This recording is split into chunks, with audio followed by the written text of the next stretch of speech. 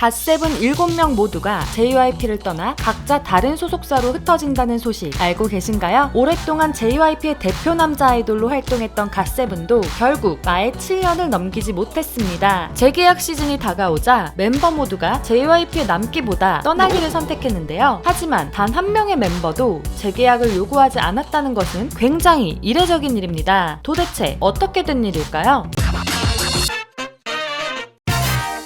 2014년 JYP가 2PM 이후 6년 만에 런칭했던 다국적 보이그룹 갓세븐. 국내보단 해외 팬덤의 화력이 막강한 그룹 중 하나입니다. 2019년과 2020년에는 빌보드 뮤직 어워드 톱 소셜 아티스트 부분에 노미네이트, 특히 태국에서는 국민 남돌 수준으로 인기가 대단한데요. 국내에서도 잭슨의 활발한 예능 활동과 진영의 연기 활동 등 그룹 이름을 알리고자 부단히 노력했지만 슬프게도 큰 빛을 보지 못한 케이스입니다. JYP라는 큰 소속사에서 낸 그룹임에도 불구하고 푸시가 약했다는 느낌을 지울 수가 없는데요. 그래도 7멤버들 간의 사이가 아주 좋았기 때문에 각자가 모두 흩어지게 된 상황이 모두를 안타깝게 하고 있습니다. 팬들 사이에서는 계약 만료를 앞두고 갓세븐이 해체할 것이라는 것을 암암리에 피부로 느끼고 있었다고 합니다. 과연 갓세븐에게 어떤 소가리가 있었던 것일까요? JYP는 평소 다른 소속사에 비해 아티스트에 대한 대접이 인간적이라고 알려져 있습니다. 음악적인 선택권도 모두 아티스트의 의견을 우선시하고 있죠. 선미는 활동 중지 후에도 JYP를 나가지 않고 다시 원더걸스로 돌아왔으며 지효는 10년 동안 연습생 생활을 지내고 데뷔했을 정도로 한 번 책임진 사람은 끝까지 책임진다는 마인드를 가지고 있습니다. 멤버들의 인성과 실력은 물론이거니와 프로듀싱부터 마케팅까지 업계 최고라 불리우는 JYP. 하지만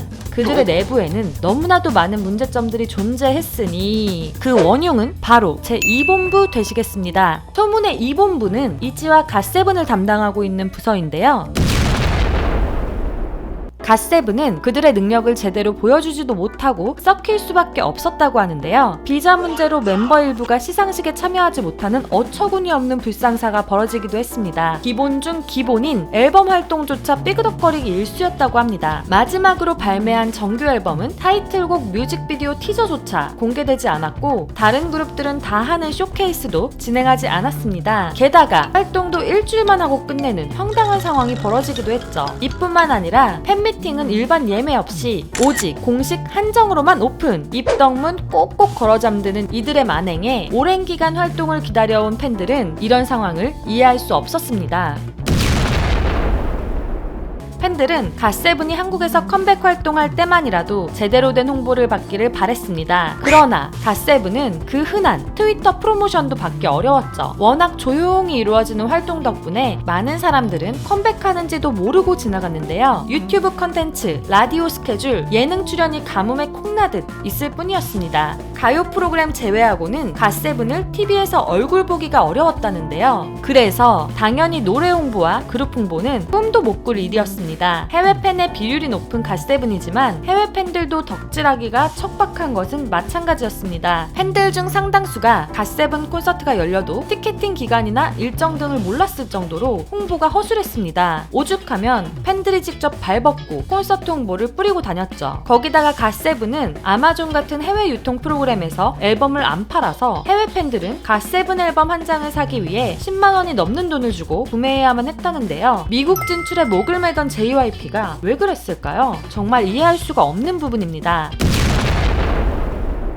아가새들은 공식 팬카페와 이메일로 총공을 수년간 여러 차례 했는데 단 한 번도 제대로 된 피드백을 보여준 적이 없습니다. 참다 못한 해외 팬들이 LED 트럭까지 빌려서 갓세븐의 방출을 거세게 항의했지만 대우는 변하지 않았죠. 덕분에 외국 팬들은 한국인 뺨치는 한국어 실력을 가지게 되었는데요. 해외새들 한국말 왜 잘하세요? 라는 질문을 하자 JYP가 영어 자막을 넣지 않아 한국어를 배울 수밖에 없다 라고 우픈 답변을 남겨 이슈가 되기도 했습니다.